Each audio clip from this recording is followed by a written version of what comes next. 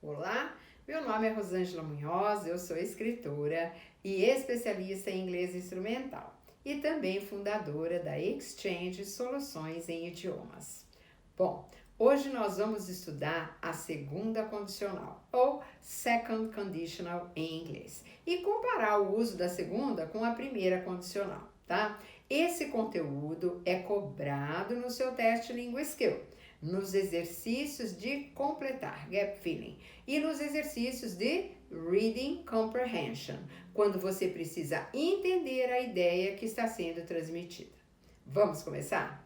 A segunda condicional é usada para expressar algo que não é real. A sua formação é igual à formação das demais condicionais, né? Nós temos uma if clause e uma main clause. Porém, enquanto a formação da primeira condicional é assim, a if clause no simple present e a main clause no futuro, né? Que pode ser com will, com going to ou com algum dos verbos modais, como nós vimos na aula de first conditional, né? A estrutura da segunda condicional é assim: a if clause vem no simple past e a main clause vem no would mais o verbo, uma condicional mesmo, né? Por exemplo, if I had time, I would travel to Europe, né? Vamos agora estudar em que situações nós usamos a primeira ou a segunda condicional. Bom, tanto a primeira quanto a segunda condicional em inglês, elas referem-se a uma situação presente ou futura. Geralmente a diferença entre as duas formas depende se a pessoa acredita que uma situação é possível ou improvável.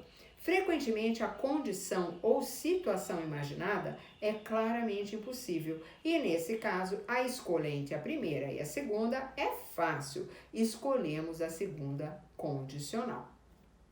Observe esses exemplos.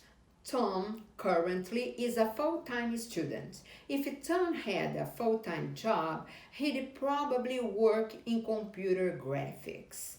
Olha, neste caso, está dizendo que o Tom é um estudante em tempo integral. A full-time student.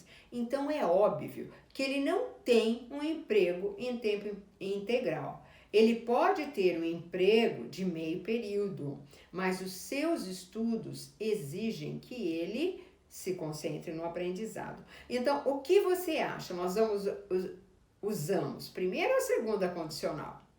Segunda condicional, porque é claramente impossível, certo? Em outros casos, nós falamos de uma condição que é claramente possível. E neste caso, escolher entre a primeira ou a segunda condicional é fácil novamente. Escolhemos a primeira. Observe o exemplo.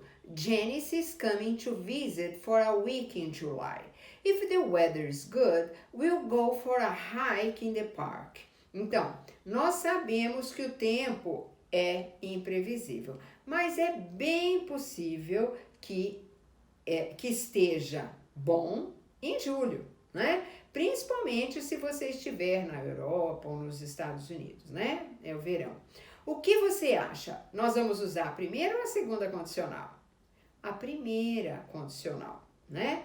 Porque a situação é possível. A escolha entre a primeira e a segunda condicional, muitas vezes, não é tão clara.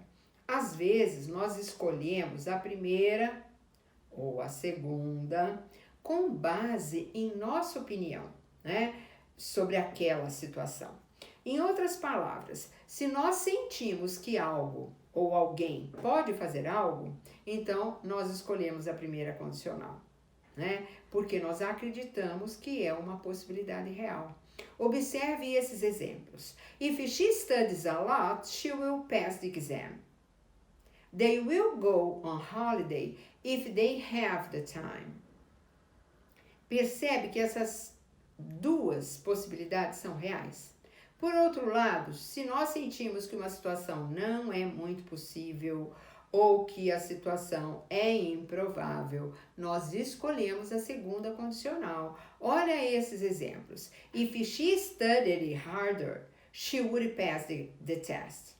Se nós estamos dizendo se ela estudasse mais para valer, ela passaria.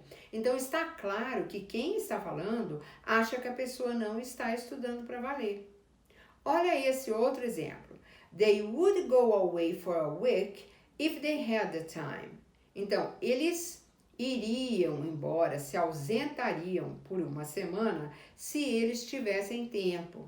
Mas está claro que a pessoa que está dizendo isso acha que eles não têm tempo.